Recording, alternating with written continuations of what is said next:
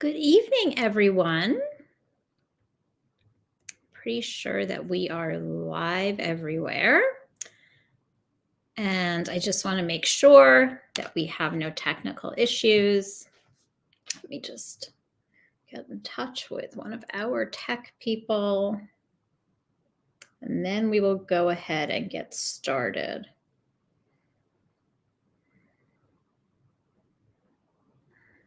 Just give me 1 minute. I hope you're all doing okay. Okay. All right. So we are set. And so we're going to go ahead and get started. My name, for those of you who don't know me, and for those of you who are watching the recording, welcome. And my name is Dr. Jessica Friedman. I am the chair and founder of MedEdits Medical Admissions, and I am a former faculty member at the Icahn School of Medicine at Mount Sinai, where I was also on the admissions committee. I was on the residency admissions committee. I was involved in medical education and all aspects of the emergency department education there as well. So I've been working in education, medical education specifically, and clinical education for my entire career, really starting, during my own medical school education. So I founded MedEdits about more than 15 years ago, and I have an outstanding faculty of former admissions officers as well as professional editors and essay coaches. And we work with students at all stages of their medical educations, helping them in the pre-med process, helping them get into medical school, residency, fellowship. Just a few updates. We did have some very exciting early residency matches in ophthalmology in the past, week or so. We are still having our students receive medical school acceptances and even medical school interviews. It is not too late, even though we certainly are getting to the point where if you don't have any interviews, we definitely want you to start reaching out to us to figure out what can we do to improve your chances on a reapplication if you decide to reapply. So I'm going to go and head over to our Facebook group and answer the questions that have been posted there. Again, for those of you who are new to these live Q&As, who are new to MedEdits, every Thursday I ask for people to post their questions ahead of time so that when I start the lives, I can go ahead and answer those questions. In this way, we make sure we answer as many questions as possible. And also, if you're not able to attend the lives, this way you can watch the recording and hopefully you can get your questions answered. So let me go ahead and let's head over to our Facebook group. Okay. Someone said, I sent you a DM, please check. Just so you are aware, on the Facebook group, I do not answer DMs. I do have someone who goes through and looks at the DMs periodically and responds to them to let you know that, but I don't respond to DMs on the Facebook group. So just so you're aware of that. If you ever need to reach us for any reason, you can go ahead and email us, info, that's our general mailbox. You can always email us, or you can sign up for a free consultation if you have any questions about us. Okay, so Julie asks, I would be interested to know how students fund medical school and what risks are you seeing? So students fund medical school in one of several ways. First of all, schools will offer financial aid. And if you have the luxury of having more than one acceptance, you can always ask schools if they can match offers if you've received a financial aid offer at one school that is perhaps a better offer than one that you received at another medical school. We also have, these are most definitely our top, most competitive students, but we do have students who receive merit scholarships, sometimes up to full scholarships at some private medical schools. So that's another way potentially to fund medical education, but obviously you can't really bank on that, no pun intended. And then of course there are private loans, and those can come from a variety of sources. expenses, that people can take out to fund their medical educations. In terms of the risks that are involved, I think that the risks are, that students really aren't making a lot of money until they are finished with residency.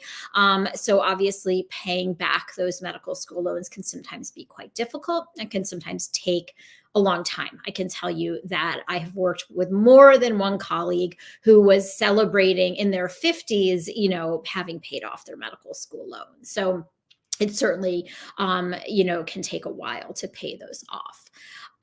Okay.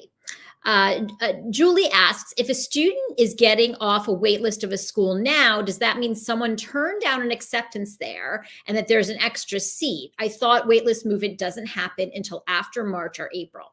So every medical school has their own way of navigating a wait list. For some medical schools, they are only going to accept as many people as they have places in the class. So if they have 100 seats in the class, they are only going to have 100 offers out at any one time. So sometimes this can be if someone gives up a seat, then they will go to their, let's say, alternate pool, and they will consider who they want to take. But every medical school does this in a different way. The majority of waitlist movement, however, is not going to happen until May 1st. But some medical schools do sort of have a hold pile, or they have an alternate pile that they will sort of dip into, and they will review those applicants when they are ready to offer acceptances. So this really varies from medical school to medical school. So, and that's why sometimes this is why it's such a tough process, because you never know when those acceptances are coming in. But I can tell you that most waitlist movement, assuming a student has been put on a wait list and not in a hold pattern or an alternate pile, I can tell you that most of the waitlist movement that we are seeing happening in May. And I can tell you, and I don't know what's happening obviously this year yet, but last year we saw a lot of waitlist movement, much more waitlist movement than what we had seen in years prior. So we will see if that pattern repeats itself this year. Okay. Murthy asks, please suggest good colleges in the tri-state area that are good for the medical stream, summer internships for kids who are in their junior year of high school. So first of all, any college is a good college for pre-med. No matter what college you go to, it is about doing the best that you possibly can at that undergraduate institution, getting the highest grades you possibly can, doing well on your MCAT, and taking advantage of all of the opportunities that exist at that undergraduate college. Having worked with students from a huge range of colleges, private, public, highly ranked, not so highly ranked, I can tell you that we see amazing results across the board. And it really is not about the college that is getting that student into medical school. It is about what that student is doing at the college and what impact they are having, and how many contributions that they are making, what their niche is, and how they are distinguishing themselves. This is what matters most. So we suggest you choose the college that feels like it's the best fit for you. Do not choose a college because you think it is somehow going to help you get into medical school or give you some type of advantage. Okay. And as far as high school programs, for students who are interested in pre-med, this can be tough. There definitely are some great science programs out there, STEM programs, and we do have some of those listed on our website. We can post that in the chat. But a lot of students are going to have some good opportunities simply by reaching out to people who are doing research in their area of interest. That can be virtually, that can be on site. So we definitely have high school students who get great opportunities in that way by sort of just doing all the legwork themselves. Okay. Lynn asks, is it a good idea for applicants to include in their essays and applications what they are planning on doing during their upcoming gap year? Yeah, so Lynn, it is definitely a good idea to include that potentially in your personal statement, in your application. We encourage students, if they know what they are doing before they are submitting their application, if they know what they're going to be doing, we encourage them to include that information somewhere in their application. And it either can be as an application entry, or it can be included in the personal statement by sort of mentioning what the student wants to be doing and how that's going to be building on the area of interest, and then how they expect to grow from that experience or what they expect to gain. So depending on what else the student has to write about, depending on what the student's strengths are, and what they're doing, and how sort of definite that experience is, we will have that student most definitely include some information about that upcoming experience in the application itself.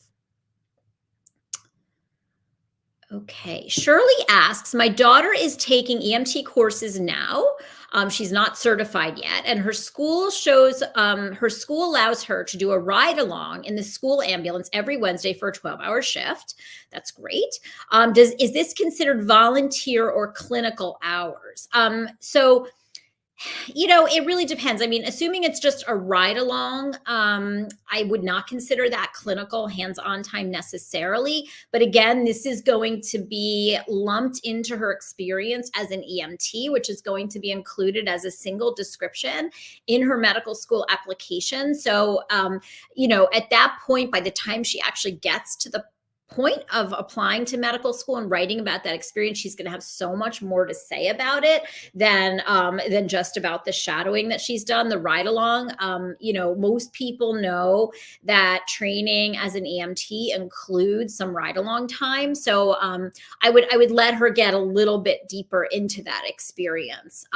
So the follow-up question to this is, when my daughter becomes an EMT, will it be better that she volunteers at some other areas other than the hospital ER, so that she'll have various experiences? She knows she'll also need to shadow in different specialties. So again, none of this is formulaic, and there is never a one size fits all. So working as an EMT gives you a tremendous breadth of experience. It allows a student to understand pre-hospital care, understand different disciplines in medicine. Depending on where they're working as an EMT, it also allows them to really, get into the field in the way that they wouldn't if they were shadowing a physician in an office. So, I don't necessarily think one is better than the other. EMT work is great because it is super hands-on, but we would want to look at what other opportunities there were before recommending that she not work as an EMT and instead do something else.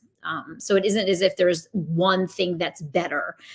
It also depends on what the student's interests are. And so we try to advise our students to take on those experiences that are kind of further define where their interests are, and further exemplify what their niche is. So we would need to consider that recommendation within the context of everything else the student has done or everything else the student would like to do. Okay. What is the difference between waitlisted and alternate list? Is one better than the other for chances of acceptance? Dawn asks. So waitlist versus alternate list, again, these terms are going to be defined by the medical school. And so usually these are going to be terms that are interchangeable. From time to time, a school may use the term alternate list sort of as their hold pile, the pile that they return to consider applicants as the process is moving along. But often these terms are used interchangeably. I don't consider one to be better than the other. There also are some medical schools that have ranked wait lists. So, they will put you in, sort of different categories, highly ranked, middle ranked, low ranked, and that's going to kind of give you a sense of how likely or possible it is that you might get off that wait list, once there starts to be the most waitlist movement, which happens in May. But I don't consider one of those better than the other or worse than the other. Okay. Anu asks, please share the course choices for all 4 years of high school for the medical path. First of all, your high school path really does not impact your chances of getting into medical school. Your high school path should include the highest rigor that's possible that the student can manage. That's number one. And you want it to include all 5 core subjects every 4 years. So that's science, math, English, history, world language. So you want the student to be taking all those 5 courses, all 4 years of high school. And ideally, you want them to be taking max rigor. If the student is applying for a STEM discipline, you want them to obviously be maxing out the rigor of their science and math classes in particular. But really, to be competitive for the most selective colleges, you need to have the highest rigor in every discipline. Okay, I think that those are all of the Facebook questions. So I am going to go ahead and I'm going to go now to the questions that all of you have posted. So thank you. So if you have any questions, please just go ahead and post them wherever you might be watching this from, and I'll try to get to as many as I can. Okay, Archana asks, when do you recommend taking Casper for rolling admissions? So for those of you who don't know, Casper is a situational judgment test. It is offered by a for-profit company. There's also a situational judgment test that is offered by the Association of American Medical Colleges. A large percentage of medical schools are requiring one versus the other. I recommend taking Casper once a student has submitted the primary application or is done with the primary application. And ideally, probably June is the best time to take that because that's before the student is receiving any secondary applications. Even for a rolling admissions school, that's going to give the student plenty of time to get that Casper done before the school starts considering who they're going to be interviewing. And I also can tell you that when it comes to preparation, it is important to know what to expect on Casper. It is not a test in the way the MCAT is a test. Some people think that they can take Casper and do really well, and that's going to sort of offset their lower MCAT score. That is not the case. Different schools use Casper differently. Some schools are really going to look at how you do on Casper, and they might use that in and of itself. Some schools may look at that and compare it to your letters of recommendation. Some schools may not know what to do with that result, and they may only be looking at it retroactively once the season is finished. Okay.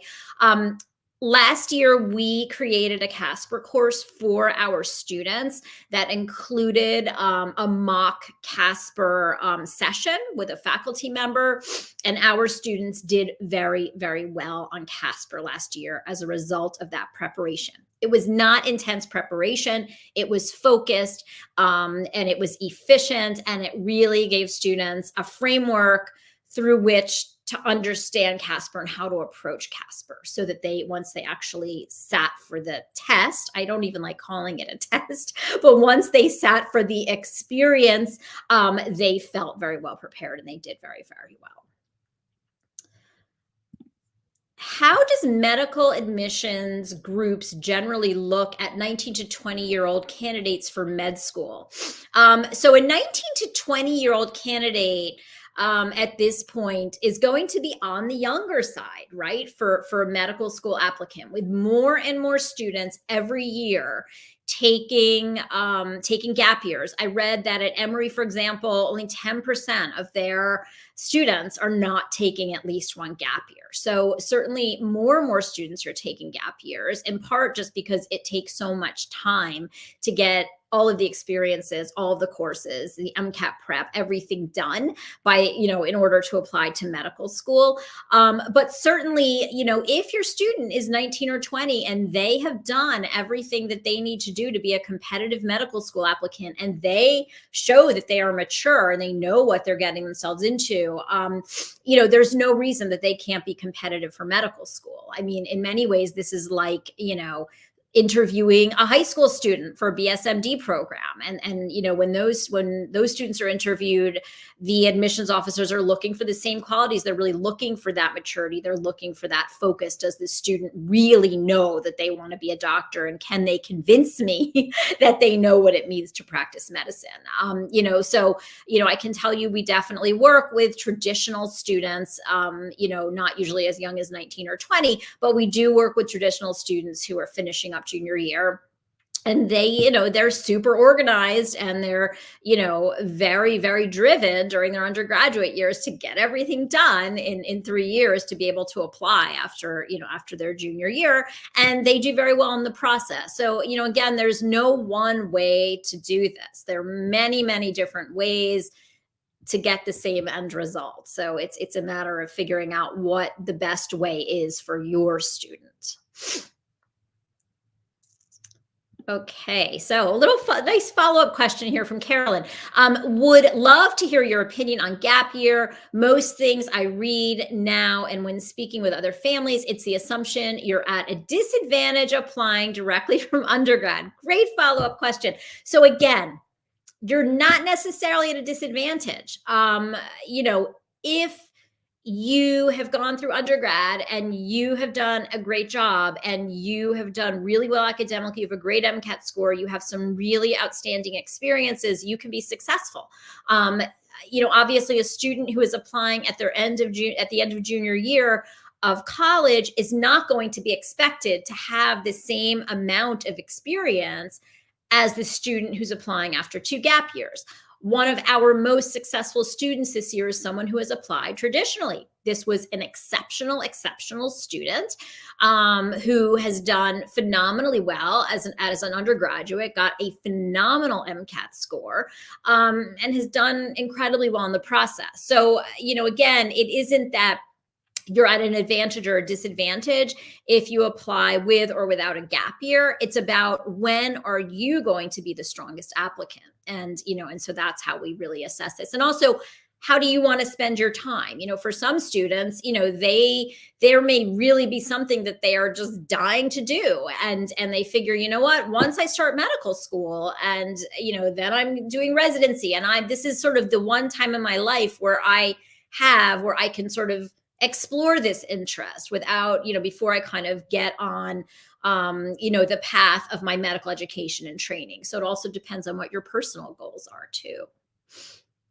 Okay, Brigido, how are you? My daughter is interviewing in a couple of weeks. Congratulations. The school is her top choice. Should she send a letter of intent right after the interview? Great question. And in fact, we had a student today who just has this same question. And, we feel that now that it's getting late in the process, depending on what other acceptances the student has, that, if that student knows after, let's say a mid-February interview that this is the school where they want to go, at this point in the season, that's fair, right? I mean, if you make that claim in October, it isn't as convincing. But if you're making that claim when the season's almost over for interviewing, that's convincing to somebody. So if your student knows after the interview that this is definitely where they go, if they were accepted, they absolutely, in their follow-up thank you, they can include a letter of intent, and they can specifically state that if they're accepted, they'd attend. Most definitely. Okay. Rika asks, how does it look if one takes medical leave of absence during undergrad in the medical school admissions process? So that can be okay. It depends on what the medical leave of absence is for. The one type of medical leave of absence that is going to raise concern is going to be a medical leave of absence for psychiatric reasons. And so this is something, whenever there sort of is a deviation in the path, we want that explained, because if it isn't explained, then it raises question marks in the mind of the reviewer when they're looking at the application. So if there's a leave taken, we definitely want that to be explained.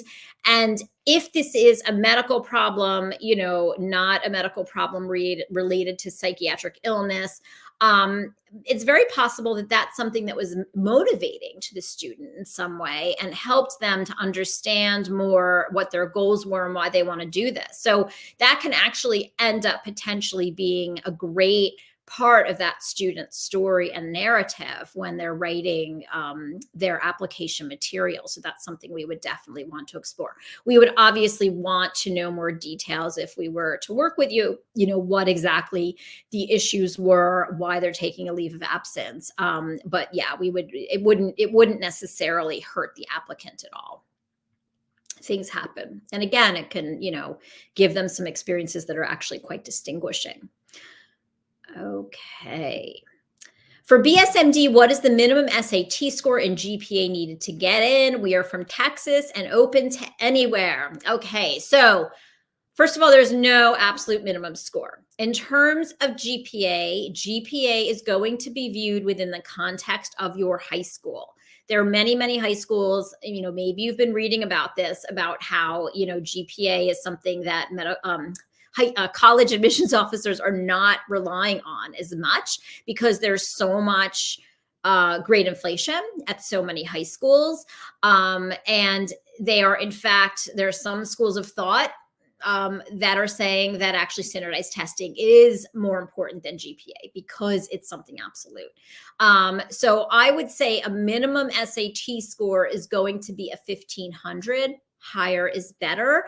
And we are most definitely going to want a minimum of a 750 or a 760 in math. That's going to be probably the more important score of the two for BSMD programs. And as far as GPA, we want you in the higher, whatever sort of the top 50 or 25, obviously higher is better, percent of your high school with max rigor. This is what we're going to want for students who are applying to BSMD programs. Okay. Salma asks, when are secondary essays usually due? So secondary essays, first of all, are school-specific essays that are sent by the school after the school has received the student's application. And the secondary application, most typically at most schools, also includes some additional secondary essays that the student must complete. Every once in a while, a school is going to tell you, we want this secondary back by X, or we want this secondary back within the next 2 weeks.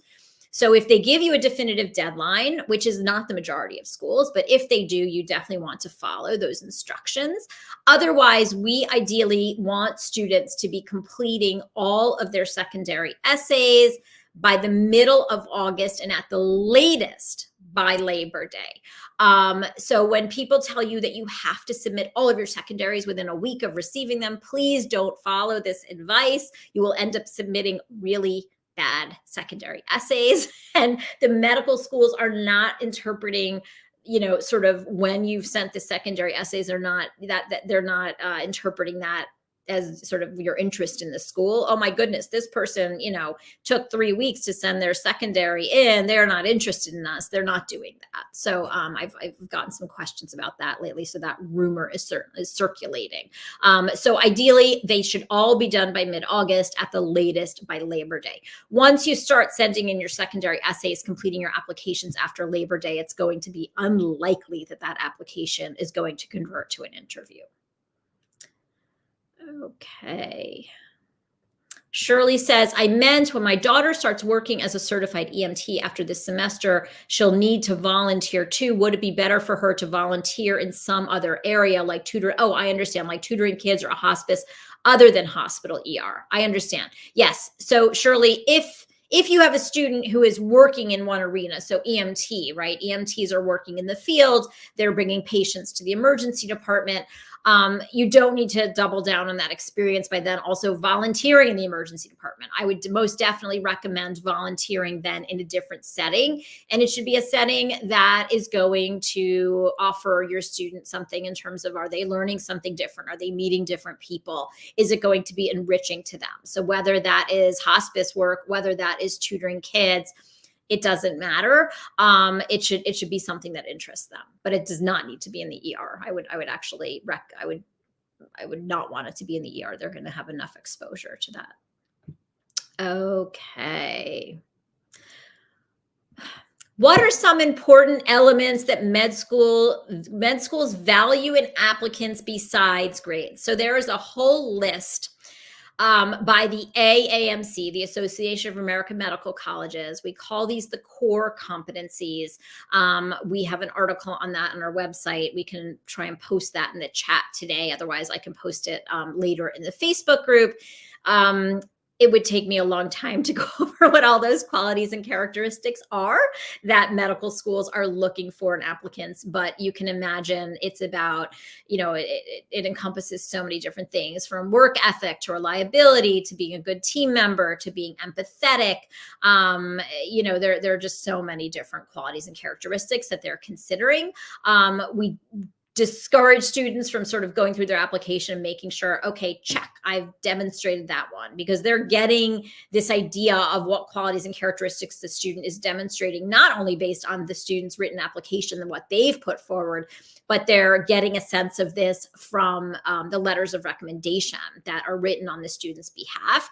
And in fact, the Association of American Medical Colleges puts out a document for letter writers, letting those letter writers know what they specifically are looking for in those letters of recommendation with regards to the qualities and characteristics they want to see in applicants. Okay.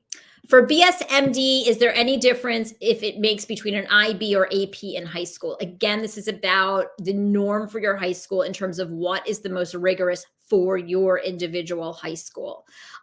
So they don't really care if you're, there's some schools that just have no AP and they have no IB. So you're not expected to take any of those courses if your school doesn't offer it. So this is about what is the most rigorous path in your high school that's offered.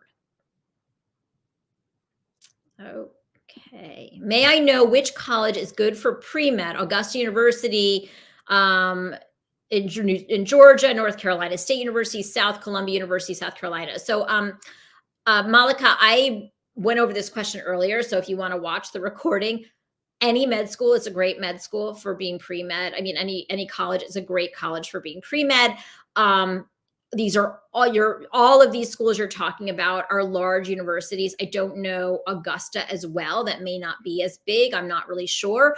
But any undergraduate college or university that offers opportunities, whether that's volunteer work, whether that's community service, whether that's clinical work, research, there are going to be opportunities for pre-meds. And it's about what the student gets involved in, how much they take advantage of, and the impact that they make. So there really is no better or worse undergraduate college for being pre-med.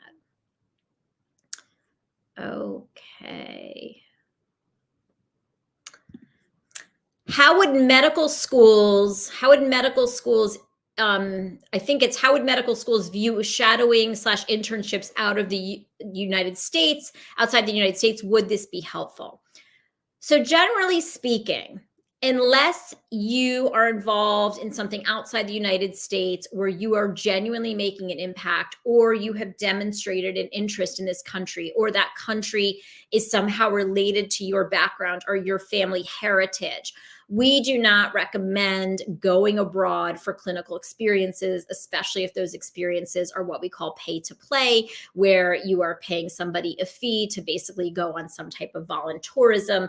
That was, a thing, I'd say, like 15 years ago. This is really not something that's going to be favored by medical schools. Of course, there are some circumstances where we might say that going abroad and getting some experience clinically abroad could be valuable. But again, that is going to have to relate to the student's overall level of interest, and it's going to have to somehow resonate with what's important to them personally, or with regards to their background. Okay. All right, let me answer this question. Rika asks, is teen crisis counseling considered clinical hours or volunteering? I would consider that volunteering, because if you are working as a teen crisis counselor, You probably aren't actually offering any clinical guidance. This isn't telemedicine at that level, I don't think.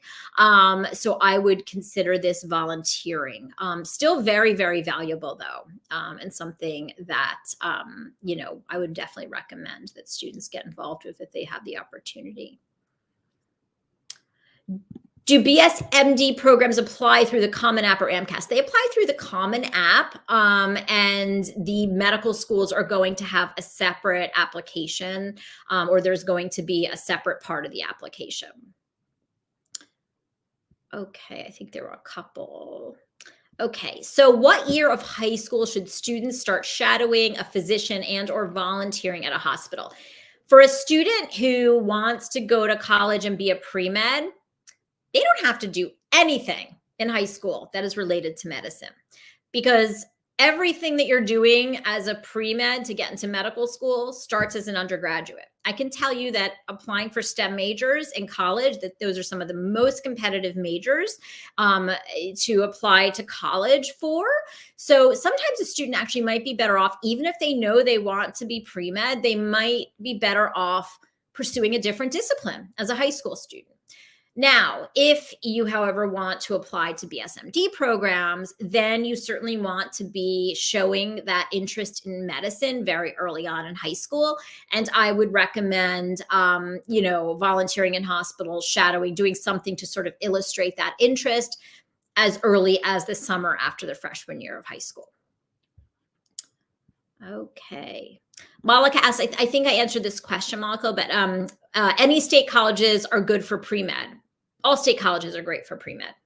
There's tremendous opportunity at large state colleges, so they're all good. Take advantage of what's there for you and do well, and you'll do well in the med school admissions process. Someone asks, is it a good idea to take a gap year? I love it when it's great when everyone has the same questions, and it makes us all realize we're all on the same page. And I've already answered this question. It can be great to take a gap year. It can be great to take multiple gap years. It depends on the individual student. And students can be successful with no gap years, and they can be successful with multiple gap years. So it really depends on the individual student, what that student needs, what that student has done, how much time that student needs, and and how they've done in their process overall. We definitely recommend gap years for a lot of applicants that we work with, but some students will say, "Look, I want to apply at the end of my junior year, and look at everything I've done." And we tell them, "Go ahead, do it," and they do great in the process. So again, there's no one way, there's no magic formula. Okay.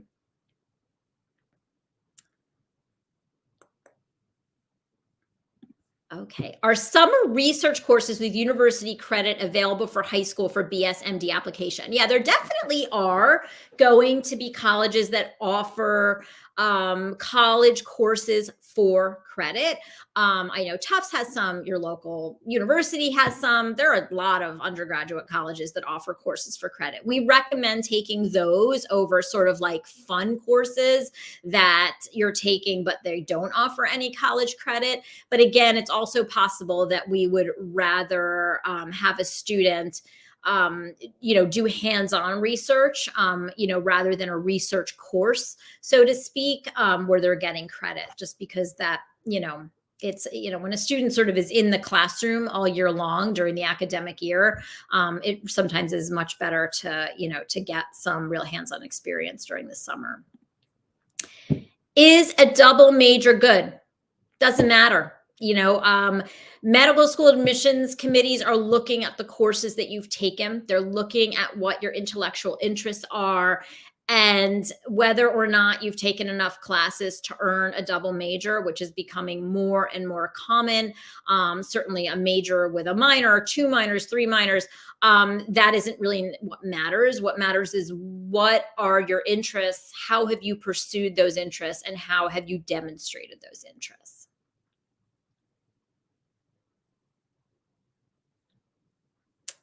Okay.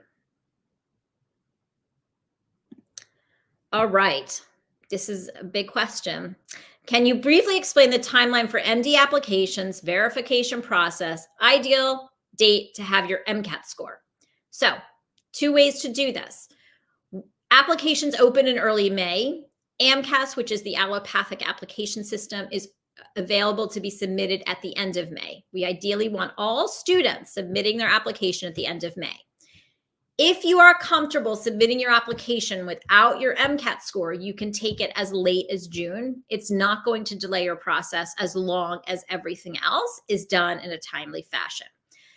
The verification process, the first time that med schools are going to receive verified applications is going to be the end of June. That's the earliest that any med school is going to receive a verified application. And at that point, they start processing those applications and sending out secondary applications. I can tell you last year, there were some schools that were a little bit later than usual sending out those secondary applications, and many of them weren't sent out until mid-July.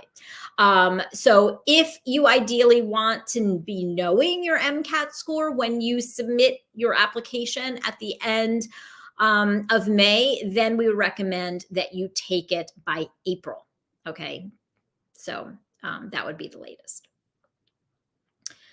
Should students have shadowing experience before they apply for medical school? Yes, they really should. Not hundreds and hundreds of hours like they used to, but some, definitely. And in varied settings with varied specialists, most definitely. Okay.